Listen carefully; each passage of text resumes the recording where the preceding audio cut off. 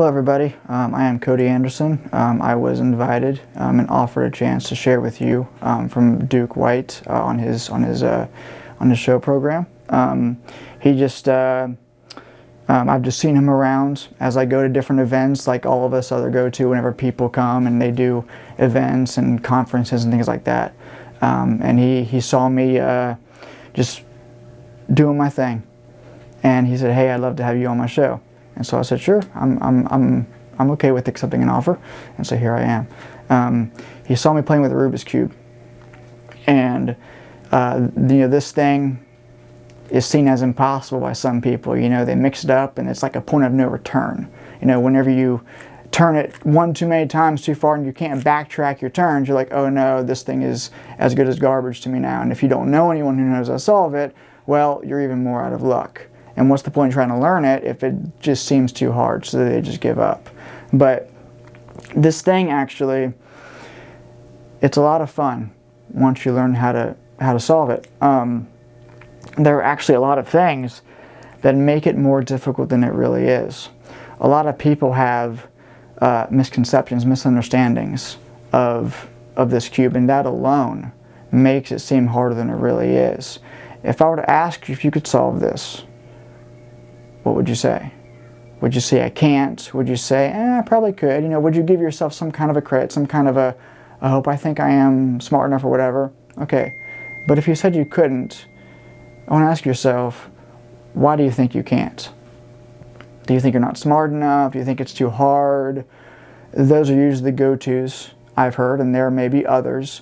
But for those of you who don't think you can't, and you have your reason why, let me just tell you a few things about this that I've heard that make it seem harder than it really is, and hopefully me just telling you these things alone, getting rid of these lies, will hopefully make it just a little bit more easy for you. A lot of people think that you have to be good at math to solve Rubik's Cube, okay? I'm sure all of us can do 1 plus 1, right? That equals 2. 1 plus 0 equals 1, 2 plus 2 equals 4. But it's only a matter of time before you get into the more advanced math that our brains start hurting and we don't know what we're doing with ourselves. Math was not my favorite subject, I'll be honest with you. My time for this is usually around 20 seconds. And math has never been my strongest subject. In fact, I've been playing with this for quite a few years, on and off, since about 2008. And I started doing it about maybe a minute and a half. And then as I practiced, I got faster and faster. Not once have I done a single math problem to solve this. And there are even bigger ones that I've learned to solve. Not once have I done a math problem to solve this. So you do not need math to solve this. You don't need to be any kind of Einstein guru whiz to know how to solve this. All it takes is a simple willingness to solve it. Well, another reason why is because some people think that, well, the longer you mix it up for, the harder it gets. Well, that's not true either. I mean, this right here is considered a scrambled cube. Why? Well, because this is solved, but now some of the pieces are mismatched. The blue over here is not over here, it's on the yellow. So this could be considered a scrambled cube. This is solved, this is scrambled. This, yeah, I would see as much easier to solve just one turn than scrambling the whole thing up. But for someone who knows how to solve it, it's not any easier, it just takes a little bit longer to solve it. People will mix it up, and it's like, oh, it's not mixed up enough, and they try to hide it behind their back, or he can see it, and they're overthinking it. They're overthinking it.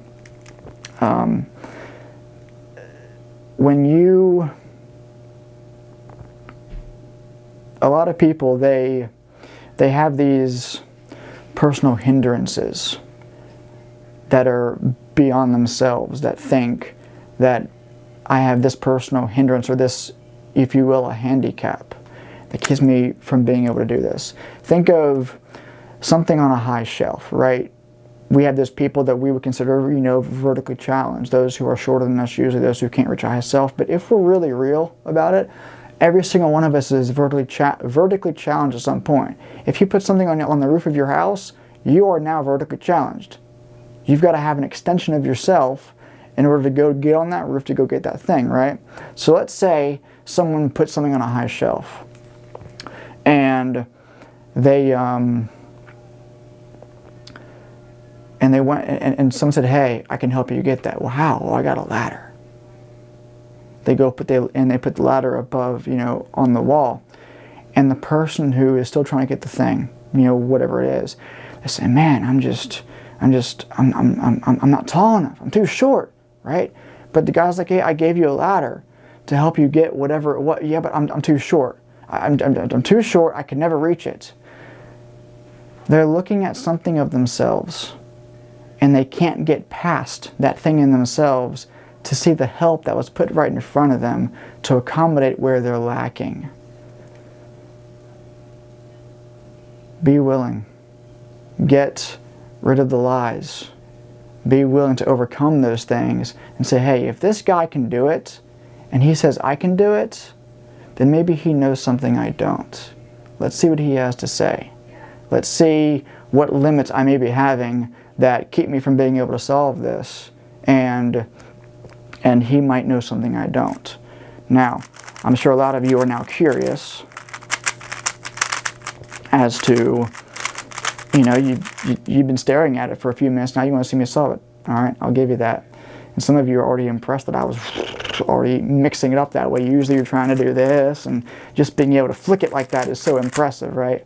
Well, I mean, here's the moment that you've all been waiting for, right?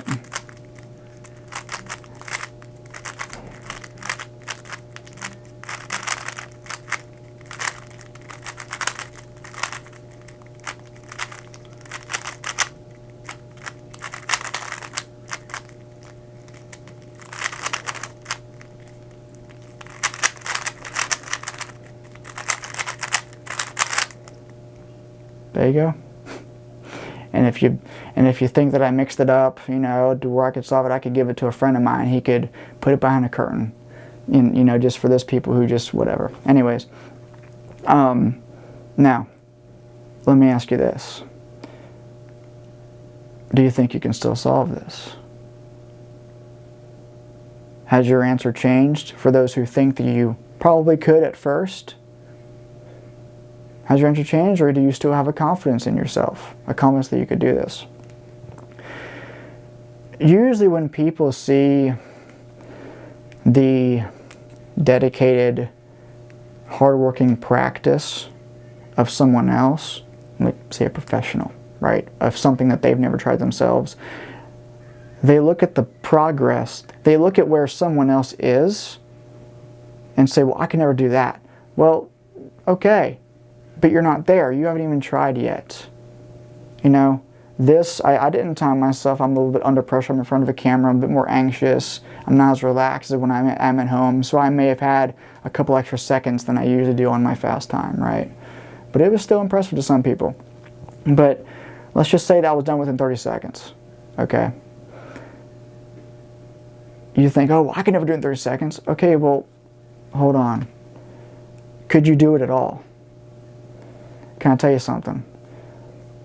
Whether you do this in 30 seconds or it takes you a day to solve it, guess what? You still solved a Rubik's Cube. If it takes you a week to solve it, if you gotta mix it up, go to work, come back, put some more pieces together, go to work, if it takes you a little bit, guess what? You still solved a Rubik's Cube. It's not about a matter of time. Speed has nothing to do with knowing how to solve a cube. It has everything to do with practice. Don't look at where someone is to determine where you are. I've been a believer for 9 years now, and I've seen God grow me in lots of amazing ways. And I am definitely more wise and discerning than when I first was born again. I did not start. When I was born again, I didn't start here. I was much more naive, much more, probably a little less loving in some ways, but I've grown. So where you see me now is not who I started out to be. And we all start at the bottom. But all it takes is willingness to rise up. A willingness to go one more step, and one more step, and one more step. Now, there's something more interesting about this. You see, this puzzle cube, when it was made in the factory, it was not made all mixed up. It was made like this, with all the colors and all the right sides, right? It was made put together. It wasn't even made with two pieces switching. It was made 100% in order and put together. Why? Well, because this is the intended state of the cube. It's not meant to be mixed up. Well, it is, but it's not meant to stay mixed up. A puzzle is meant to be solved. And so it's made in the solved state that it's supposed to end up being in. And whenever you mix up the cube, the point is to get it back to where it was originally made. And whenever you mix it up, something inside of you just feels like, man, like, you know, all the colors are in a cool place. It does look kind of colorful, but that just doesn't feel right. It doesn't look like, it doesn't, I don't think it should look like that. But whenever you get it back, ah, yeah, that's the way it's supposed to be. Do you realize that when God made you in the Garden of Eden, He made you like this? He made you put together, all your colors in the right spot. He did not make anything mixed up. But He made you 100% in order. He's a God of order. He is a God of perfection. But there was a problem. We decided to act against God. And the moment that we did that,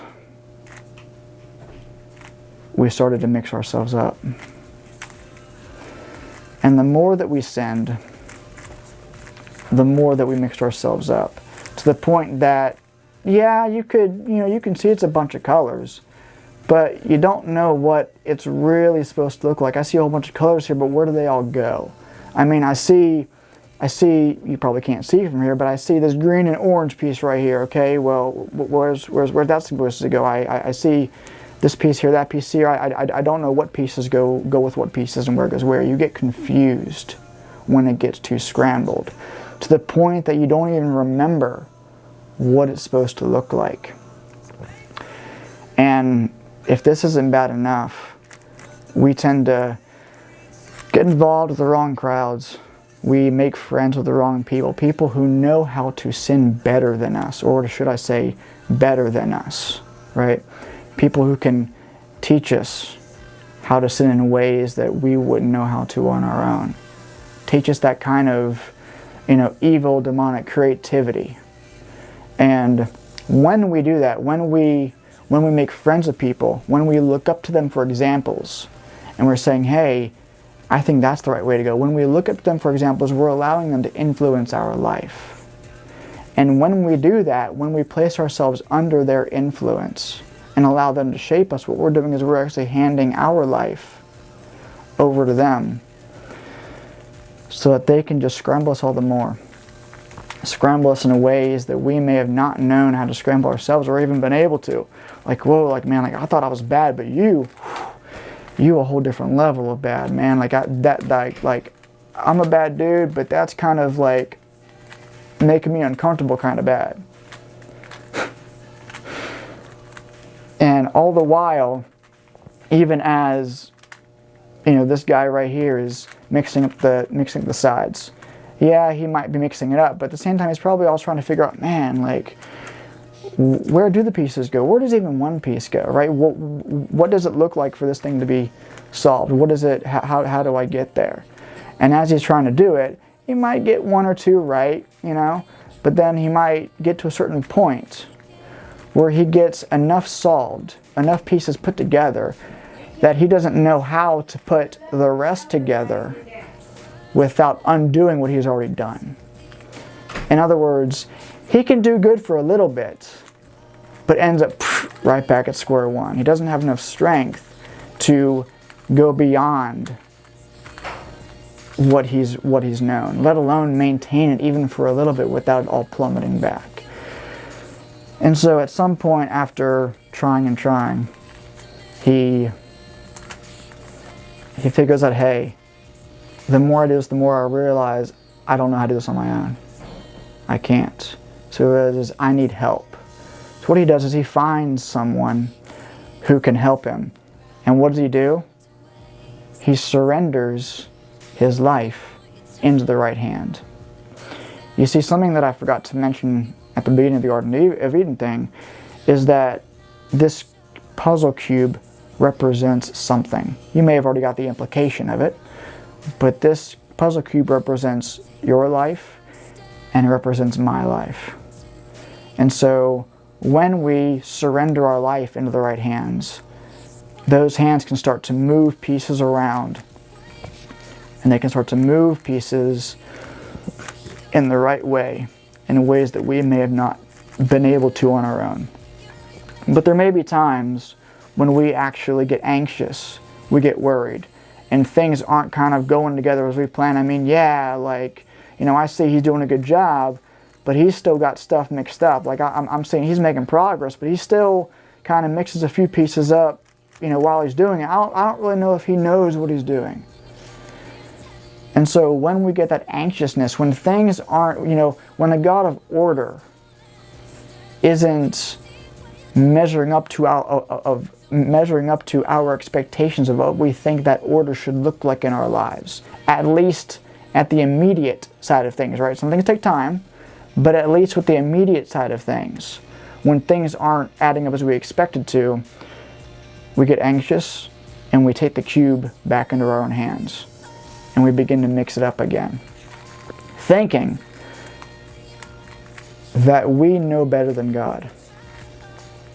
Why do we do that?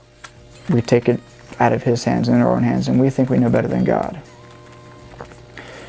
But after a while, turning and turning, we realize the progress that was being made is just being destroyed all over again, because we took the cube back in our own hands. And God's not going to keep you from taking it. You know, He might tell you, hey, no, like this isn't good. He might give you that warning.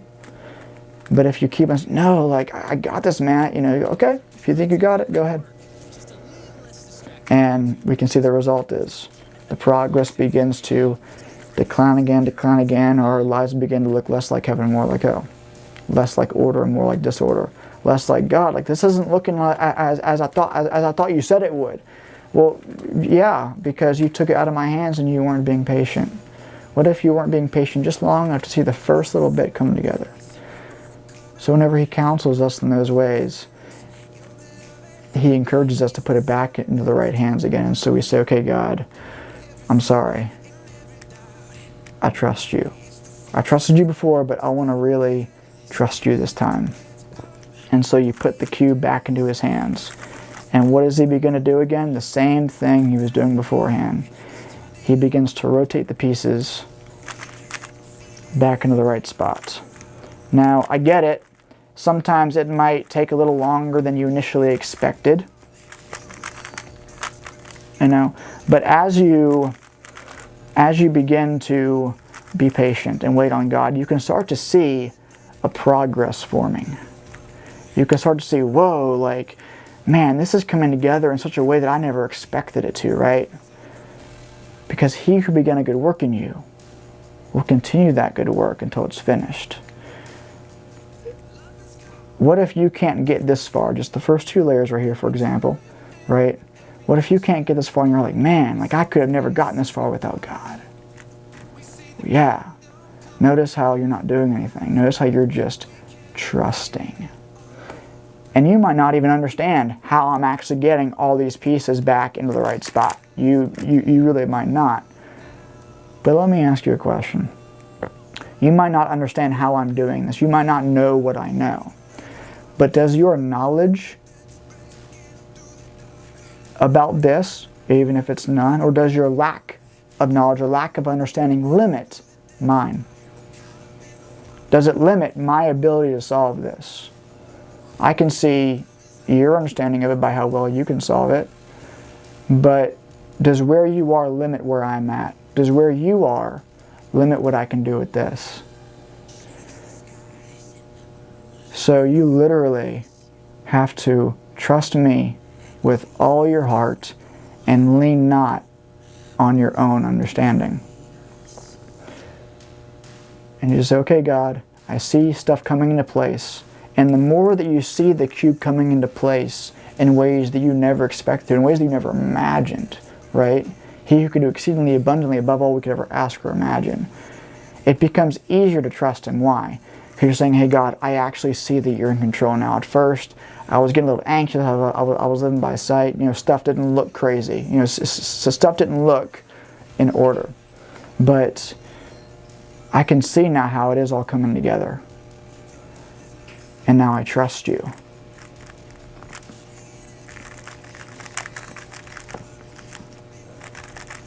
And it becomes easier to trust Him in the process. It becomes easier to have peace in the process. And notice how when He gave it back to me the second time, how He didn't take it out of my hand. Why? Because when He saw the progress that I was making that He couldn't make, or that He wasn't making, it gave Him that peace inside. And that peace that will guard your heart and mind in Christ Jesus, right? Guard your heart and mind from what? It's guarding something. It's not just guarding the heart and the mind, right? Proverbs 4:23 says, guard the heart, for from it flow the issues of life. It's not just the heart that we're guarding, it's what's in that heart. Right? God lives inside of us.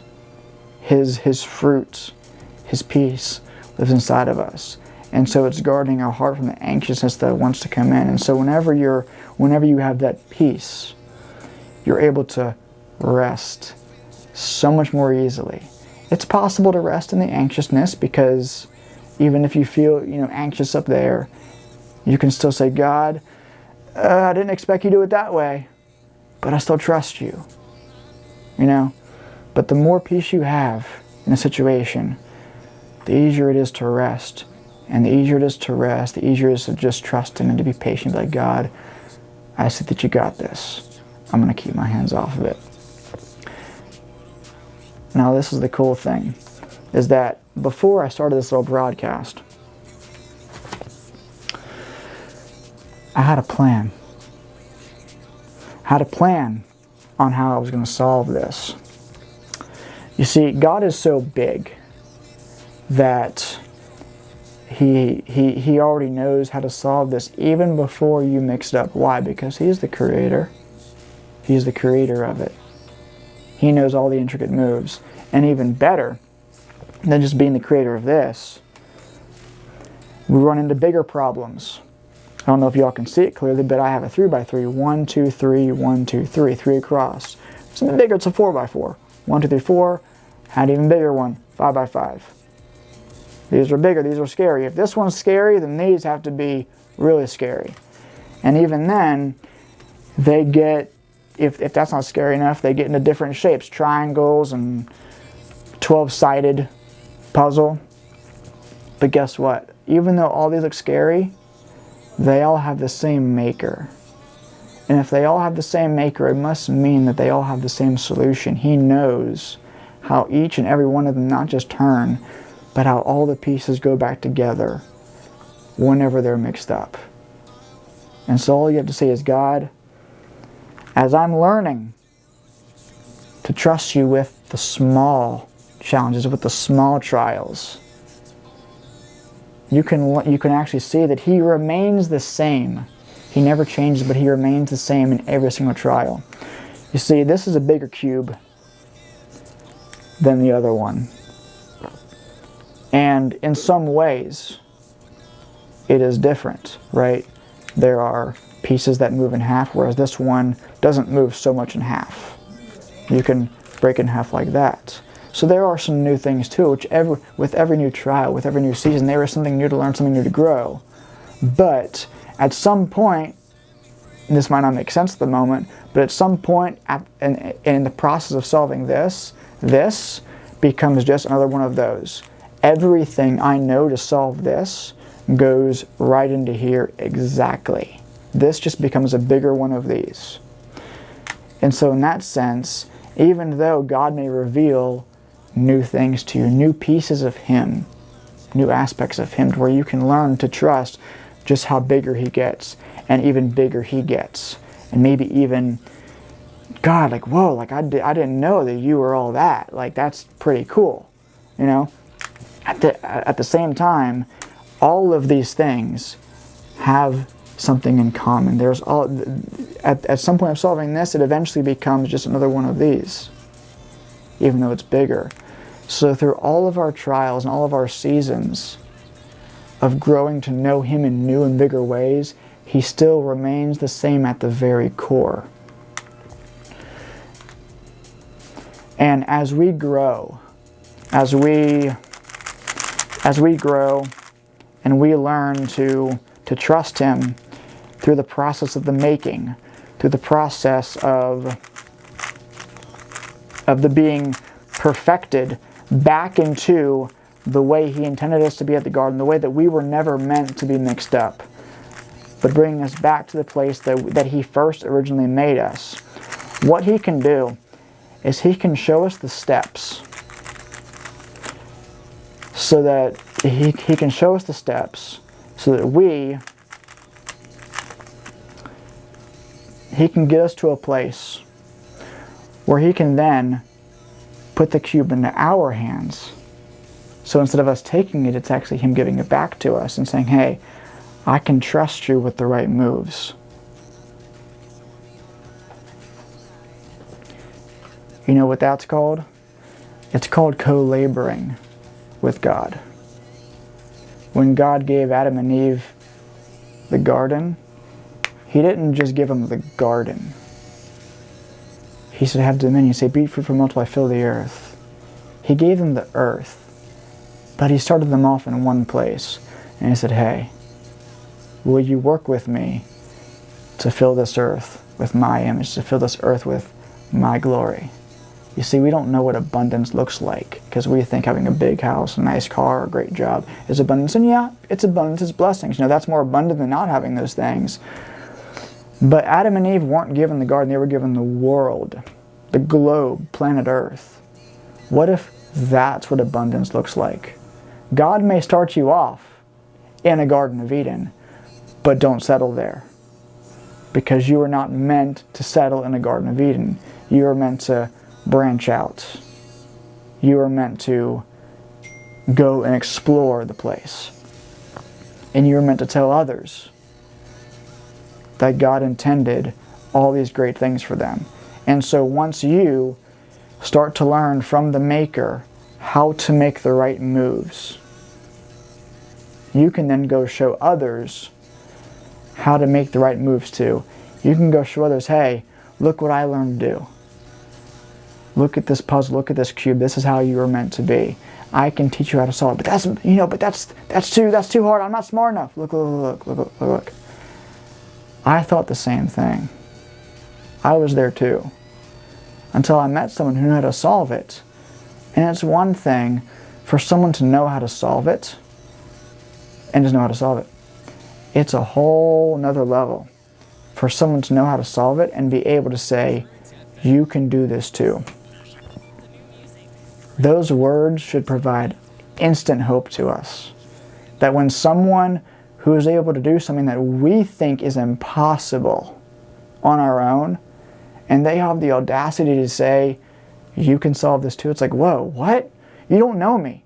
You just met me, bro. You don't know me. I don't care.